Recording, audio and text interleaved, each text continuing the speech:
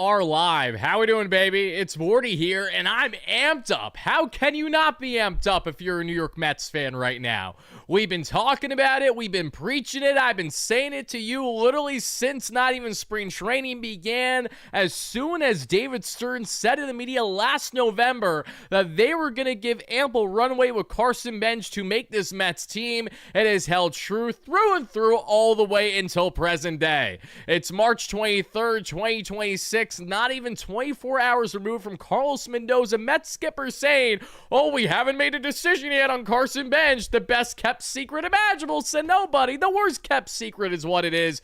Carson Benge has officially been announced as the Mets opening day right fielder today, according to not Carson Benge, but there in Mr. Mike Puma of the New York Post, as well as Carlos Mendoza, Mets skipper, who officially announced it himself to the media today. Get the hype going. Let's get everything going in the live chat right now. I want to see how you Mets fans are feeling in the live show. Spam in the chat. Let's get the hype going. Let me see the comments down below. How are we feeling, all you amazing Mets fans? Carson Benge, the most coveted Mets outfield prospect that the Mets have had, if they're not trading a guy, since Brandon Nimmo is now getting the baton passed to him from Brandon Nimmo from one year to another. Fast forward all these years later, Carson Benge, the first-round draft pick, the first-ever draft pick under David Stearns 2.5 years ago there in 2024, now will be teammates yet again at the Major League level with his fellow two-way player friend and teammate, that being Noah McLean. We got Carson Benge at the Major League level, and damn does it feel good. And today's live edition of a Breaking News Mets segment, we're not only going to deep dive all the brilliance that has been Carson Benge this spring, but we're going to further break down not only what this means for Benge now that he's officially made this opening day roster to start in right field for the Mets, which I've been telling you guys. I know a lot of you guys saw my short from last week breaking down how it's a certainty, it's inevitable, it's going to happen, and now we are officially here. Separate from Benge, we're also going to get into a lot of other news and notes regarding the Mets with guys like Manaea today, Francisco Alvarez, who continues to look fantastic, Noah McLean, who's getting the job done yet again there in that sim game for the Mets, and much more. So sit back, relax, or get amped up however you're feeling, and let me know your initial live reactions in the comments down below and the live chat. If you're watching this on replay, make sure to continue to smash a like and subscribe button on your win. Let me know all your thoughts here at Metsland. As you guys can tell, I'm amped up. How can he not be, okay? This feels like this is the most coveted prospect that's making his Major League debut on opening day for the Mets in quite some time. Even when we think of the excitement with Francisco Alvarez from 3+ years ago, even when we think of the early blossoming, you know, the slivers of success with Brett Beatty hitting a bomb against Atlanta in Atlanta for part of his opening series debut. We think of Mark Vientos getting a little taste, a little cup of coffee. We're thinking of all these previous debuts, but I'm sorry, outside of Pete Alonso from a position player standpoint from 2019, I can't recollect a player that has had this much hype, this much momentum, and rightfully so, getting set to make his Major League debut, okay? Pitching-wise, it's a bit different because the Mets have had some top pitching prospects, as we know, but when looking at position players, it's Carson Benge's time to officially shine. I can't wait to get into Benge's remarks here in a second as he spoke to the media verbatim what I've been telling you guys for so long. He's not too high. He's not too low. He's just right. And staying even keel with that mentality is exactly why Carson Benge is the New York Mets opening day right fielder. It's not because Mike Tauchman got hurt. This was going to happen inevitably, regardless as to what Mike Tauchman's status was with the club. There was great certainty that both Tauchman and Benge were going to be on this Mets team together. If it wasn't for Tauchman sadly going down yesterday, that we saw 2 days ago technically, with that torn meniscus in his left knee, he's going to be out until sometime this summer, which I'm still really upset and bummed about. But the good news is that for now, it is Carson Benge's time to shine. He's going to get full runway to make himself known and fast in right field for the New York Mets. So in case you guys have your doubts, your reservations, that's okay. I understand it. He's a young 23-year-old, but give the kid time, because whether he has an immediate impact or has a slow buildup for an impact, he will inevitably be a positive outcome for the New York Mets this season. Let's get into this. Let's get to your comments. Thank you guys and gals also for 38,000 subscribers on the platform. I greatly appreciate that. And as a thank you for that that, everybody. Be on the lookout as we will be doing a jersey giveaway in the next week, sometime next week on the platform, as a thank you for that, for either Bo Bichette or Freddie Peralta. Or honestly, if you want Carson Benge because he made the team, I'm not going to complain. I'll give that to you as well. So either way, be on the lookout for that jersey giveaway. It will happen next week. My assumption is that it may happen sometime during the Cardinals series, if not potentially during the San Francisco Giants series, which is a late night series there on the West Coast, but we'll worry about that when we get there. Let's get the roll call going and let's break it down. How we feeling, everybody? How we doing? We got BC in the chat. How we doing? We got Seth. How are you? We got Nick, the Met Fanatic, great member. We got Jermaine, great member. And shout out to my members, everybody. Be on the lookout. We will be having a live show for you guys ASAP. I promise. It's long overdue. We got to get a live show for you guys either before opening day or just after opening day, because you guys deserve it. And honestly, it might be perfect time to do that sometime on that Friday, the off day, before the remainder of this series against the Pirates. So to be determined on that front. We got Jay Muscle in the chat. How are you? We got Nezzy in the chat. We got my guy Omar in here. Omar, shout out Omar, another amazing Mets fan working for the New York Post. It was awesome to meet you the other day, Omar. I'm looking forward to interacting with you more in office. We got Mike Nixon, a longtime moderator on the platform. We got Blindbeard, great member on the chat. How we doing? We got all you guys, Hyper Mario, great member, working from City Field, mind you. We got Broken Jester, the GOAT. How we doing, baby? We got Anthony, Mr. Met. We got all you guys and gals. You are all fantastic. Thank you so much. Come one, come all, everybody. And you know what? Because we have breaking Mets news, let's continue the trend of breaking Mets news, shall we? I'm going to unveil something that has not been officially announced publicly until now. We will have a greater announcement on socials for it, as well as on a separate platform, probably within the next 24 hours. But Mets fans, as many of you guys know, Wardy's going to be at opening day. But Wardy's not just going to be at opening day. Wardy's going to be working at opening day. And you guys can check out your guy live there outside of Citi Field, right outside the main entrance rotunda, as I'll be doing a north of 1 hour live show pregame for the New York Post, officially previewing the Mets matchup against Paul Skeens and the Pirates, and giving you guys my immediate thoughts and reaction to what I expect from the Amazons this season. You want to stop, you want to sit, you want to watch, you want to hang out with your guy Wardy and watch me live do my thing in real time with the whole production team there right outside the stadium, we're doing that. Pre-game, 11 a.m. this Thursday, Mets opening day, right outside the ballpark. I hope to see you amazing Mets fans there. I'll be there for pre-game coverage. I'll be on field for reporting before the game, and I'll also be reporting directly after the game, giving you guys a nice recap from the stadium itself, while the live show directly after the ball game there at Citi Field itself. We're going to have insane content coming for you guys every single homestand all year long, especially at Citi Field. And when they're on the road, don't worry, we're going to be covering it here as we typically do on WardyNYM. So I hope you guys are excited for that. I know I am. But what a great day in Mets land to break down all the amazing news. Let's get into this, baby. Let's talk about it, okay? We got 7 in the chat. Thanks for the shout out. Look for Monk's home run prediction in a day or two. Follow Wardy, guys. He's great. Thank you so much, brother. I appreciate that. Let's deep dive. Let's get into this. I don't want to waste any more time, baby. Let's do this, okay? And let's begin with the fact that Carson Benge, deservedly so, is now officially the Mets opening day right fielder. Let's hear from Carson Benge himself and hear his joy over everything. First and foremost, I apologize. The audio levels are absurdly low on this video. Absurdly low. So if you got to raise the roof with the volume, go ahead and do that now. I would say just knowing that I worked hard for it. Countless hours I spent, and all my family members and friends that have sacrificed some time for me, and knowing that it's all going to come true. My dream since I was little is pretty cool.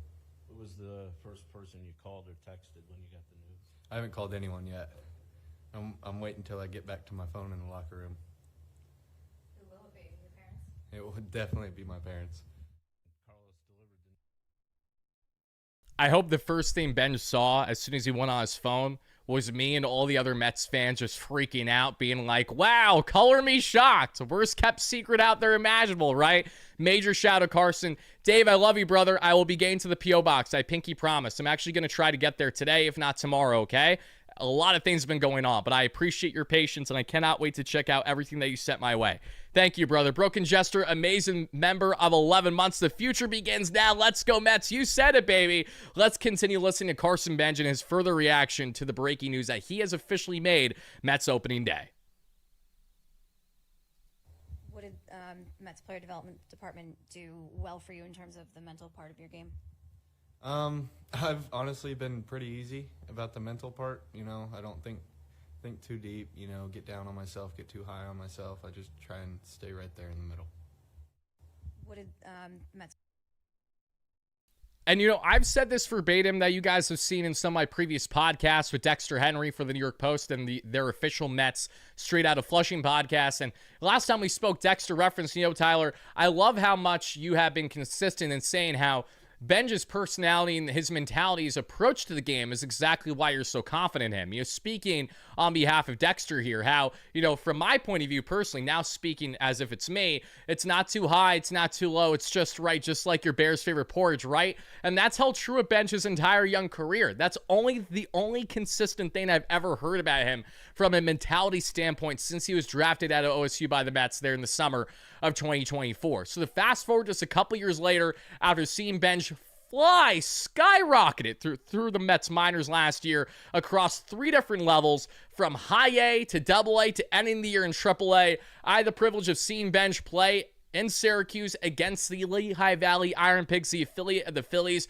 for their final series of the year. Benge looked very solid in that series, hit a home run at that series, if I'm not mistaken, too. And he has continued this consistent, dominant production with the great on-base ability, slapping the ball opposite field, but also being able to pull a baseball. Some of you guys have had your reservations with Benge because you think that, oh, he's not going to be able to pull a baseball. Just because he's going opposite field constantly doesn't mean he doesn't know how to pull a baseball. I promise you, he's going to pull home runs. But this is what's great about Benge, because he does give you similarities to a Brandon Nimmo, similarities to a Jeff McNeil, from former grizzled veteran lefties in this Mets lineup to now the youngster. What do they all have in common? They're at their best when they're grinding out at-bats, really working those counts, and spreading for all fields. Benge can beat you in various ways, and that's what makes him so dynamic as a player. It's not just the fact that he can smoke a baseball 110 to the right side. It's not just the fact that he can go oppo for a liner to drive in a pair. It's not the fact that he can have an infield dribbler and bolt down the line with his above-league average speed.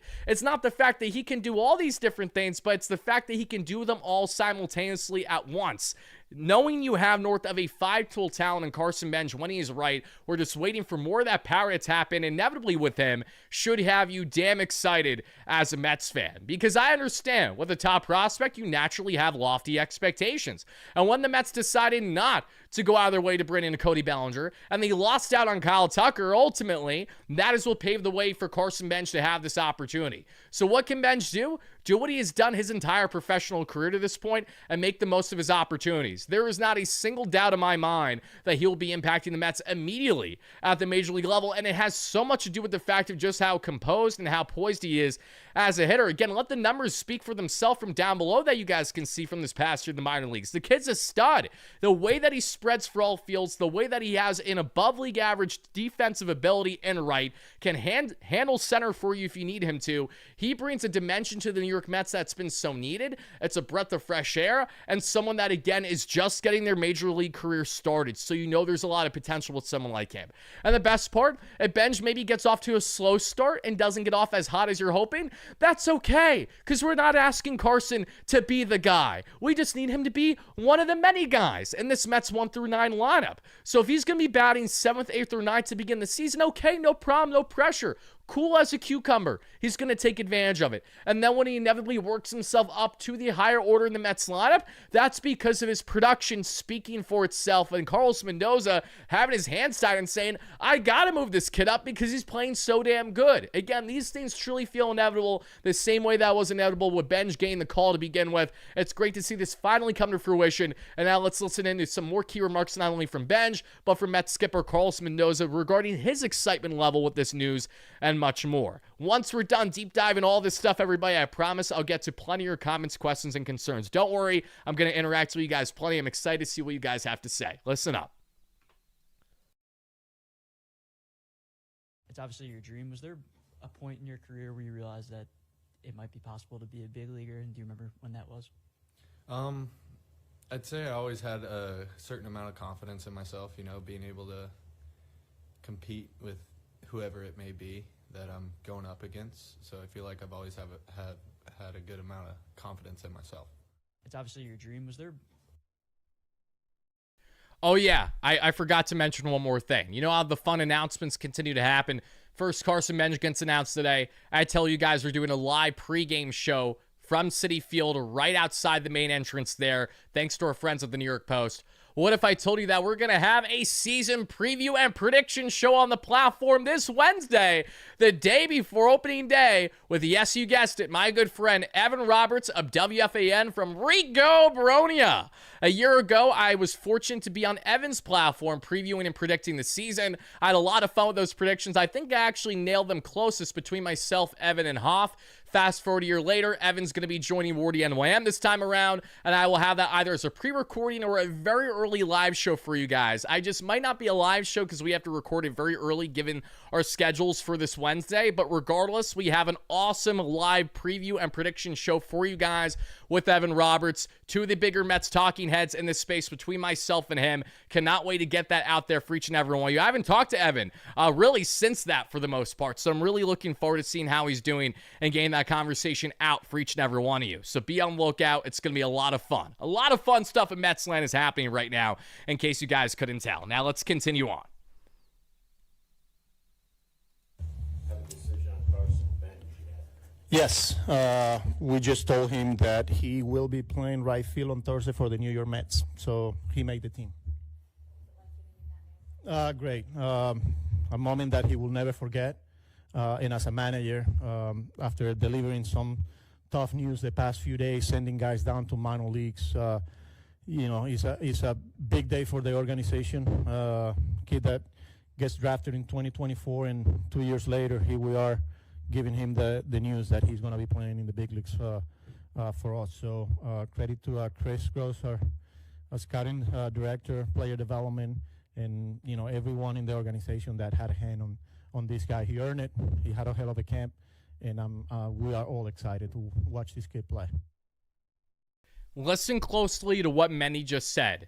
Chris Gross. Who is Chris Gross, in case you guys don't know? Well, let me enlighten you. Chris Gross was the biggest hire that David Stearns has ever made to this point for the New York Mets from a scouting standpoint, okay? Chris Gross is the head VP of scouting for the New York Mets, and he came over from the Houston Astros. And during his tenure with the Houston Astros, the Astros were #1 in Major League Baseball across a over half-decade span of their drafted talent turned out to actually make their Major League debut.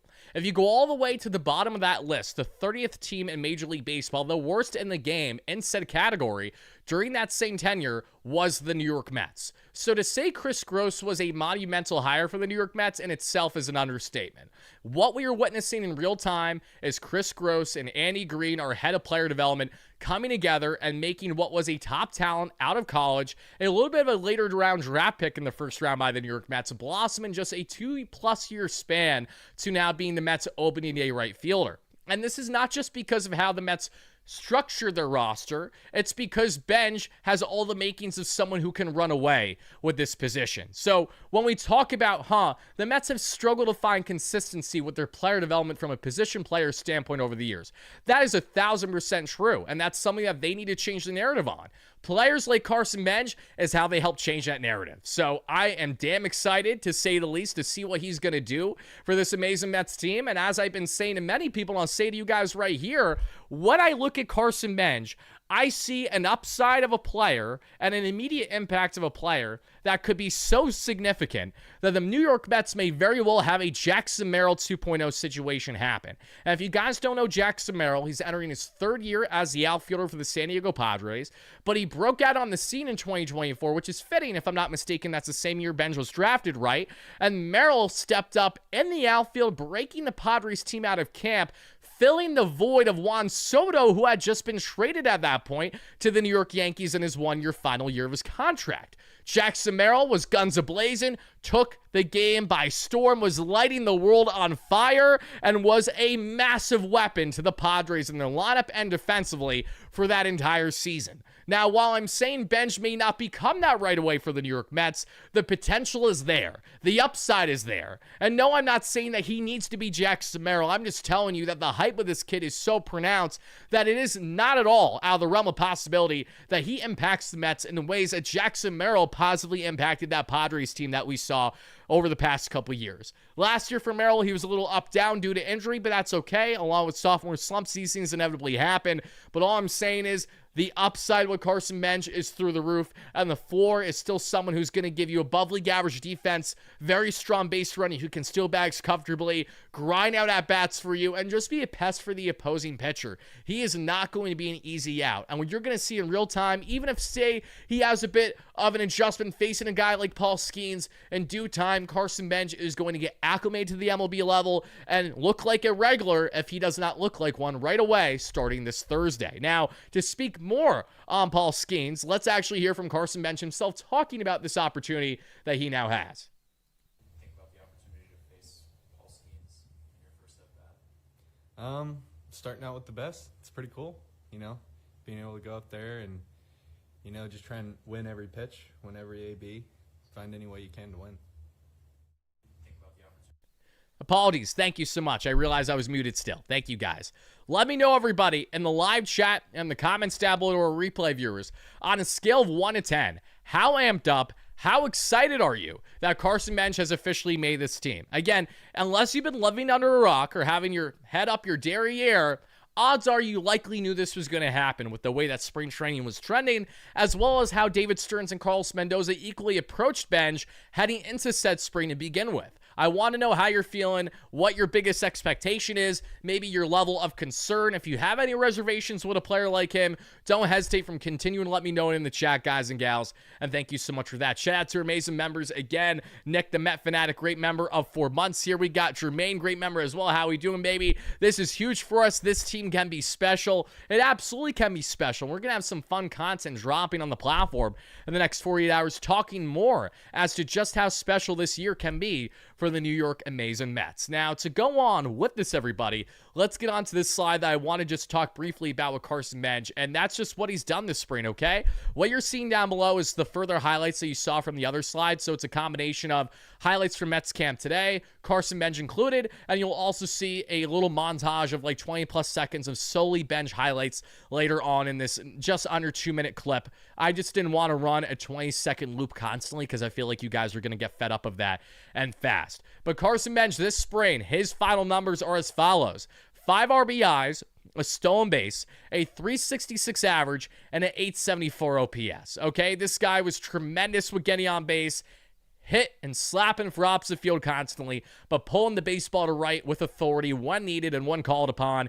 He did what he needed to do. And Carson Benge, all he needed to do entering Mets spring training was to be more of himself. That is all that this came down to. Can you be that guy that you have been every step of the way throughout your young professional career? Because as long as you can do that, the rest is going to speak for itself. You are going to quickly prove in real time why you are the guy for the New York Mets. And I'm just so happy for Carson more than anything, because you can tell that he worked his ass off all spring long. He worked his ass off all last year in the minor leagues. I mean, he has been nonstop since he's been drafted by the Mets 2+ years ago. So grateful to see this come to fruition. I cannot wait to be covering his major league debut there in person for you guys and for the New York Post this Thursday. I'm so amped up about that.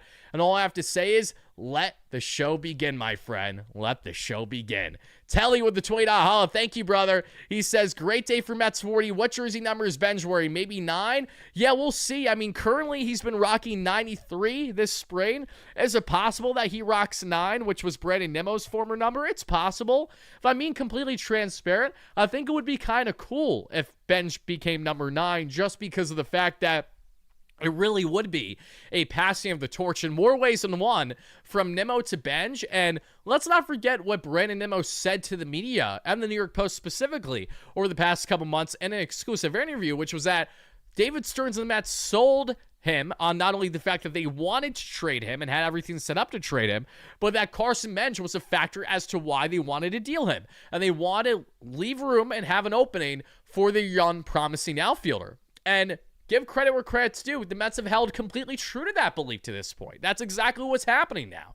So if Benge becomes the next number 9 in the Mets outfield, not a bad thing. You know, Brandon Nimmo has a great track record with the New York Mets. I'm not going to complain. But if he stays with number 93, perfectly fine as well. If he goes with a different number, not a problem. Whatever Carson Benge rocks number-wise, I'm down with. I just can't wait to see this kid actually in-game action, and we go on from there. So again, you guys continue to let me know all your thoughts about Carson Benge officially getting the call for the New York Mets and what your expectations are for him as he gets set to be in this Mets lineup just around 48 hours or so from the time of us talking at the moment. Now, to go on from Carson Benge, everybody, I do want to shout out our amazing sponsor, that being at SeatGeek, that has you covered for all of your ticketing needs. Because now is a perfect time to plug the sponsor, everybody, because listen, opening day is right around the corner. Don't you guys want to save some money on tickets? I'm not even saying that because they're my sponsor. It's just common sense. If you haven't used the promo code before, but you plan to attend regular season games this year, don't hesitate, everybody. Use the promo code that's linked down below in my description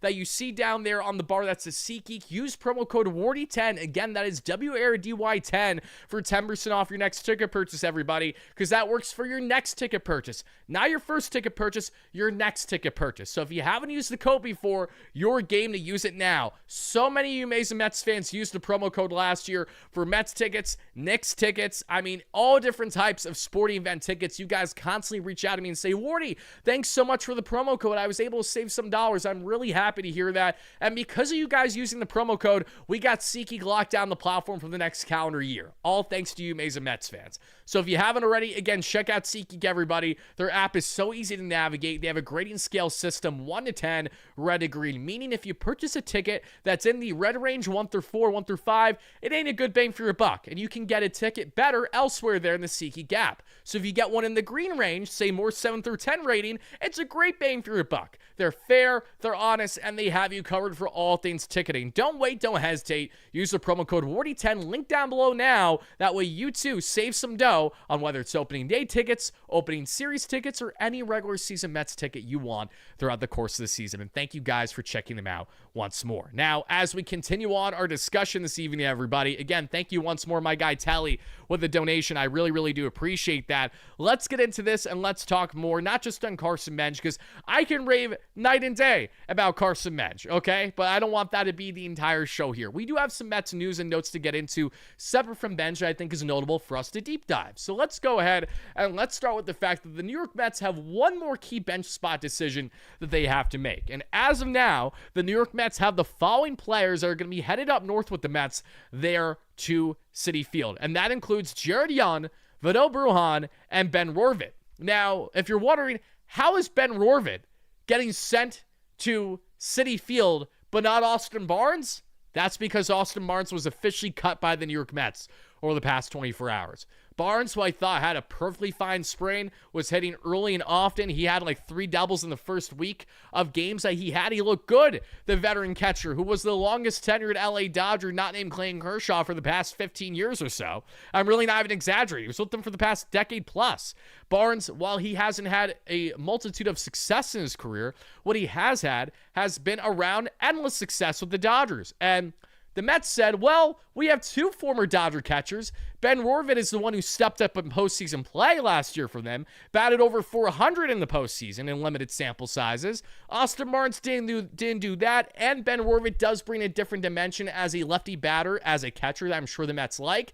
Rorvit didn't hit at all this entire spring, but it appears the Mets don't care, and it appears that Rorvit is the leading candidate to be the Mets' 3rd catching option after Luis Torrens. So do I think Ben is going to be on this Mets bench to begin the season? No, I absolutely do not. However, as long as he's willing to stay in the organization, I do believe that he will be someone that the Mets will call upon in a pinch should they need to there on the bench coming out of, say, Syracuse, where he will likely be beginning the season. So now that we put Rorvit aside, because unless we find out that Torrens is banged up or something, Rorvit is not going to be starting the year with the team. So then you have Jared Young and Vidal Brujan. If I had to pick between Jared Young and Vidal Brujan, it's nothing personal against Jared Young, but Jared Young has done absolutely nothing to prove his worth as to why he should be on this team right now.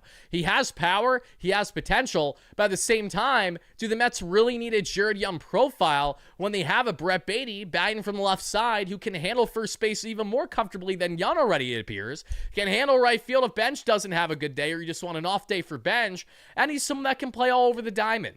That alone is why I don't really see much value in Jared Young off this bench when you already have more of a standalone first base DH type of Mark Vientos as is. So when we look at that, we say to ourselves, Vidal Brujan. Because while I've been a critic of Vidal Brujan, not in the sense that he's had a bad sprain, but more so, if Mike Tauchman didn't go down with injury, Vidal Brujan would have never made this Mets team out of camp. It was going to be Tauchman and Benge rounding out this Mets team through and through. Now that Tauchman is nowhere to be seen for the next couple months due to injury, unfortunately, it sets the table for Vidal Brujan, who got a couple hits all throughout spring. He was solid. He was putting the bat on the ball, and is someone that the Mets knew would make sense for them if they needed a true backup shortstop, a guy that can also bounce around the diamond and come in a pinch as either late-game defense replacement or come in as a pinch hitter in a circumstance that the Mets really need. I'm not really sure what that would be, because Brujan is not better than any Mets batter 1 through 9 in their lineup, and that's a good thing to say, obviously. But still, I think Brujan is the leading candidate now at this point in time to make this Mets bench, given the circumstance of Tauchman. If you mentioned this to me over 72 hours ago, I would have said, I don't know what you're smoking, but pass it here, because clearly that's some strong and good stuff. The reality is that Brujan now, thanks to Tauchman's injury, it is going to be to his liking in the sense that it's going to benefit him now in making this club. So we'll wait to officially find out the word. The Mets are going to basically wait pretty much up until as close to opening day as humanly possible to make that decision regarding Brujan and these others, who's going to round out that final bench spot. But don't be shocked, don't be surprised, kind of expect it to happen. And the one thing I will say, Christian Pache not traveling with the club, I think that tells you all you need to know on how the Mets feel about Pache, regardless of his spring training success. And at the end of the day, I do understand it, because Pache's kind of redundant between himself and Tyrone Taylor. Tyrone also had a very strong spring, has a far greater track record at the major league level, and the Mets know exactly what they're getting in TT in ways that there's a level of uncertainty still with Christian Pache. So since Tauchman went down, I initially thought that Pache would make levels of sense, but now seeing that he's not even reporting to Citi Field with the Mets for opening day, it's becoming abundantly clear he's not going to be obviously on this team to begin the season. So that's what you got going there from the roster and the bench standpoint. Now let's talk more on some key notes that you guys need to know as to what's happening with the Mets, because the Mets entered today, that we saw by having pretty much a split game, just all New York Mets play, now that their spring training games are officially done. They had Noel McLain pitch, as well as they had Sean Manaea pitch. McLain cruised through 3 fantastic innings for the New York Mets. And then when he got into his 4th inning of work, this is what he did, according to Max Goodman, who's doing a very good job on the beat for the Mets for NJ.com. He stated the following.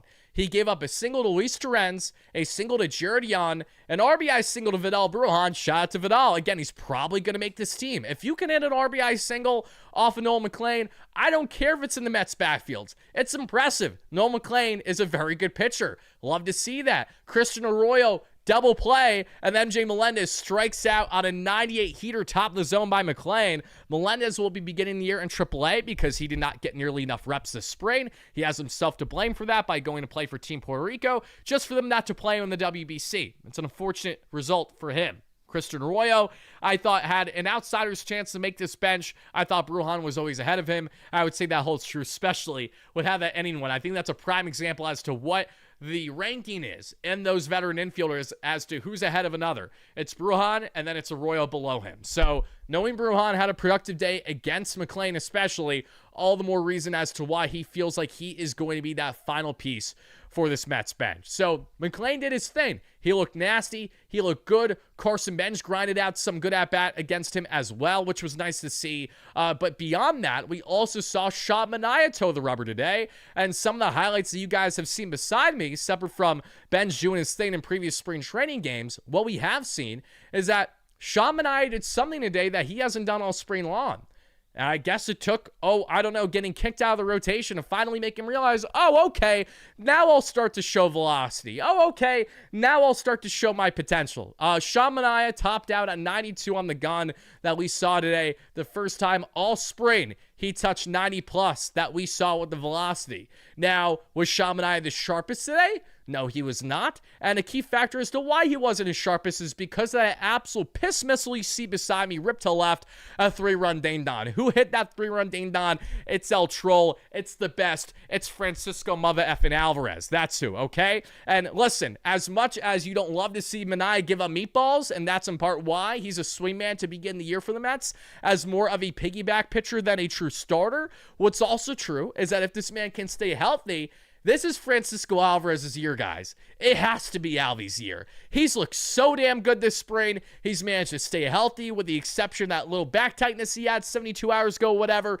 He's fine. He's cruising. He's chilling. And Alvarez and this deep of a lineup with this short, compact swing, damn, am I amped up and excited to see what he can do for the Mets this season. Because think about it. If you get Alvarez to give you 25 plus home runs this year, before you know it, you're not even going to be thinking about Pete Alonso. You're not going to be questioning how the Mets can supplement the power that they lost between Alonso and Nimmo because you'll have it in Alvarez. Maybe, just maybe, you could get 15 to 20 out of Benge this year if he's in this lineup from start to finish all year long. You never know. Then you think of Jorge Polanco. He should be able to give you 20 plus. You think of Luis Robert. If he can get back to being that 20 plus home run hitter, quickly, you realize the Mets have as balanced of a lineup as ever in Major League Baseball. And of course, am I saying that with wishful thinking, knowing that a lot of things need to happen in order for this to work out? Absolutely. Of course, I'm talking more in the hypotheticals that things go as hopefully as planned and what you're hoping for.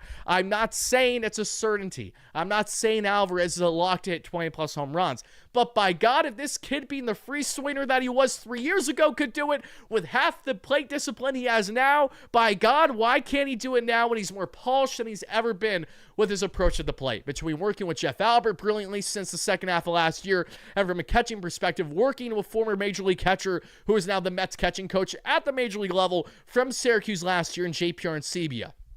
It is inevitable. As long as Alvarez is healthy, he is going to have himself a strong season for this New York Mets team. And the best part, he doesn't need to be the guy. The way that the Mets so desperately called him up 3+ years ago as a young 21-year-old or so to be that guy down the stretch when the Mets were free falling against Atlanta there and losing the division in 2022.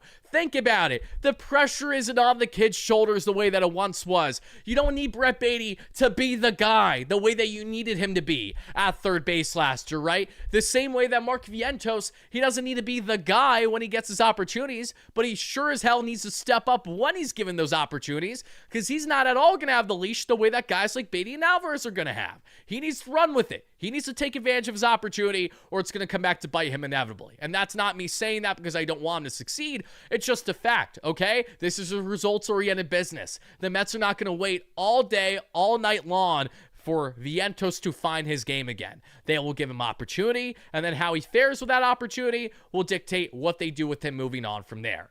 Can someone please have Wardy talk a guy about Alvy? What are we talking about with Alvy here in the chat? Or do we have naysayers about Alvy? Let's see. Wardy, don't get your expectations too on Alvarez.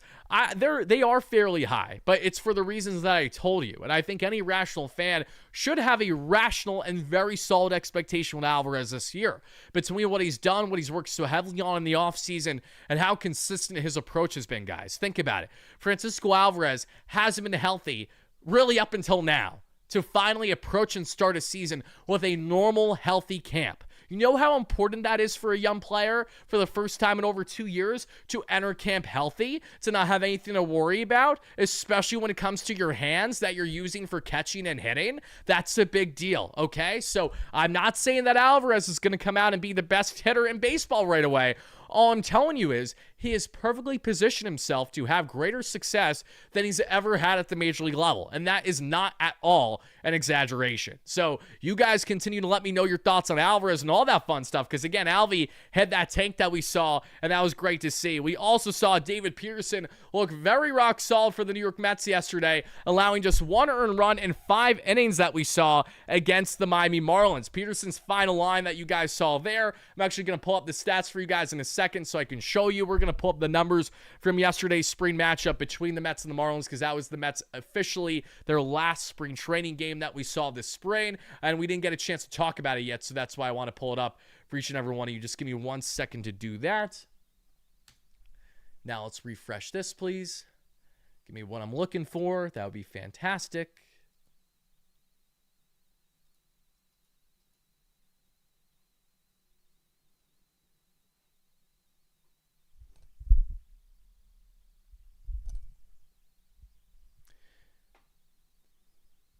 That's fine if you think you need... I mean, the only thing I disagree with that remark from a fan in the chat saying, Wardy, Francisco Alvarez needs to prove himself before I support him.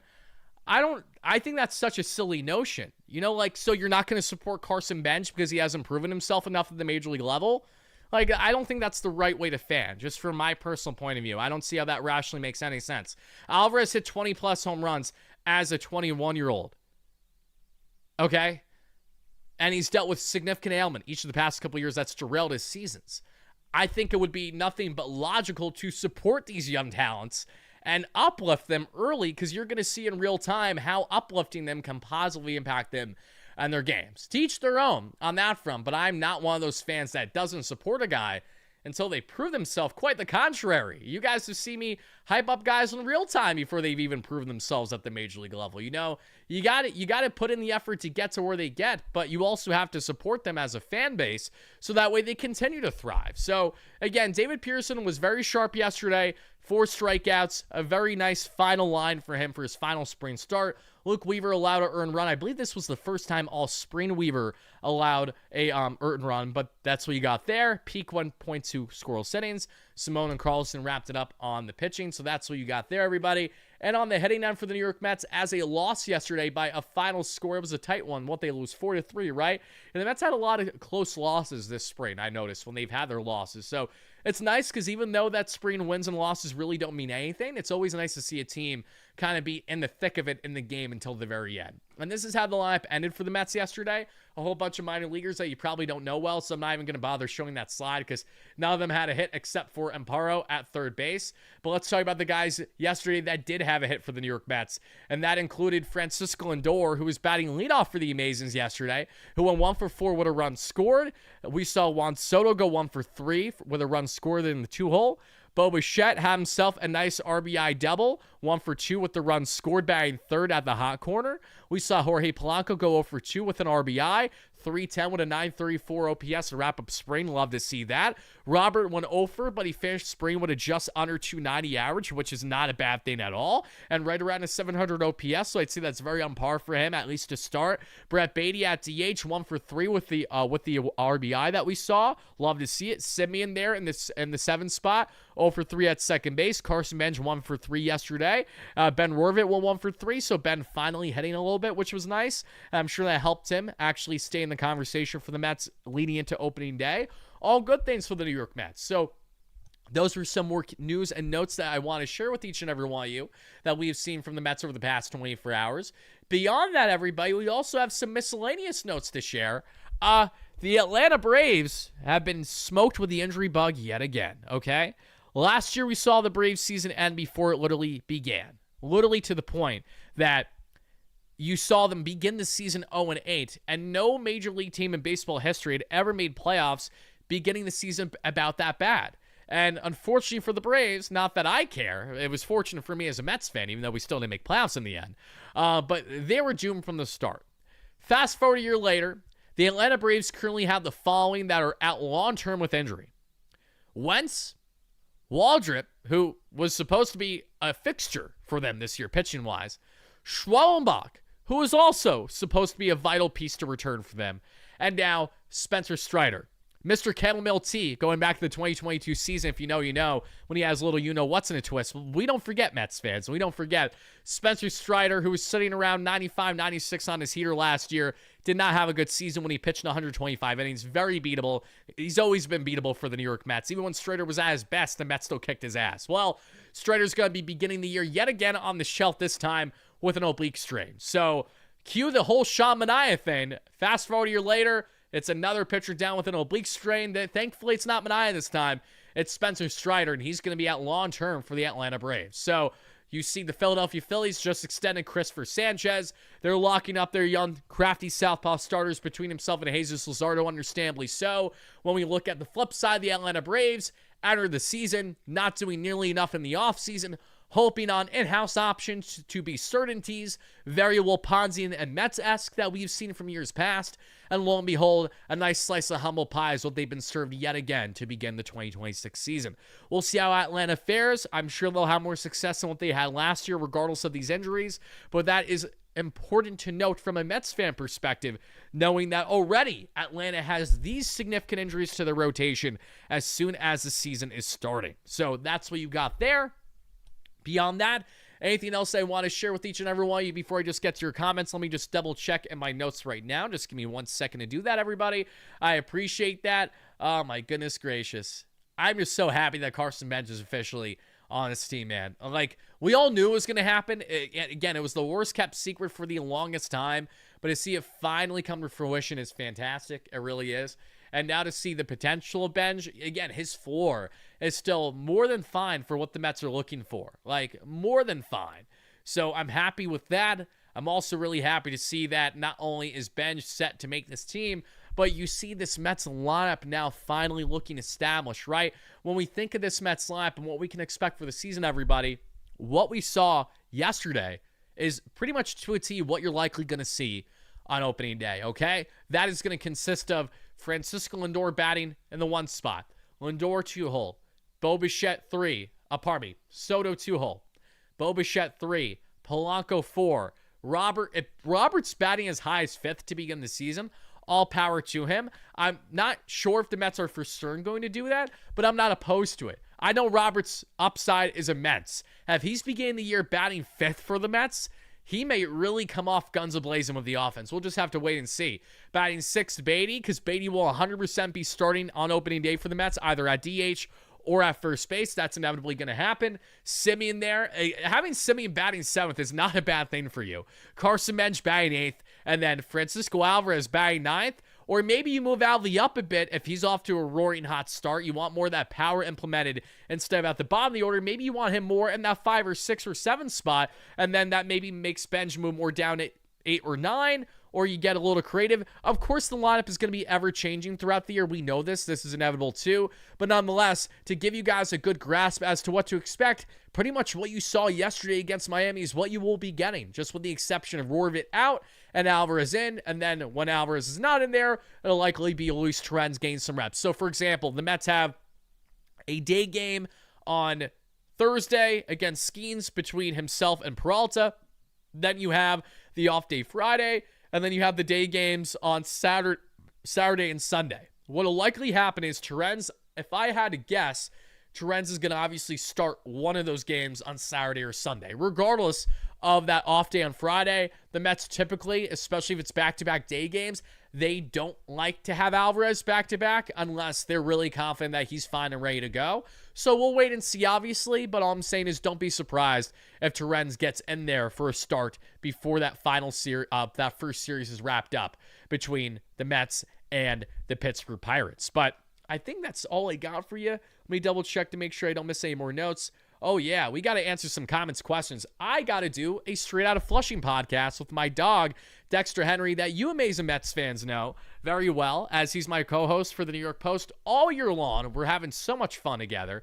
And while Dexter, unfortunately, will not be with me on opening day, you guys will most certainly see him with segments with myself plenty, including a recording that we're recording today that'll either be dropping this evening towards night or dropping early tomorrow for you guys. It's going to be an awesome discussion, talking more on Carson Benge and us sharing our biggest and boldest predictions for the Mets season. So not just any prediction show, specifically our boldest predictions for the New York Mets 2026 season. I would love to hear from you guys in the live chat in the comments down below what your boldest and biggest predictions are for the Amazons this year. And please make sure to check that content out on the New York Post Sports YouTube channel as it drops sometime over the next 12 to 24 hours. Now, let's get to your comments, questions, and concerns. Everyone watching live, this is where I will be cutting things off. Thank you so much for watching. Carson Benge is officially a New York Met. The Mets are feeling good. They're feeling electric, and they're all set for opening day. Let's continue answering those comments. And as always, let's go Mets, baby. Peace out.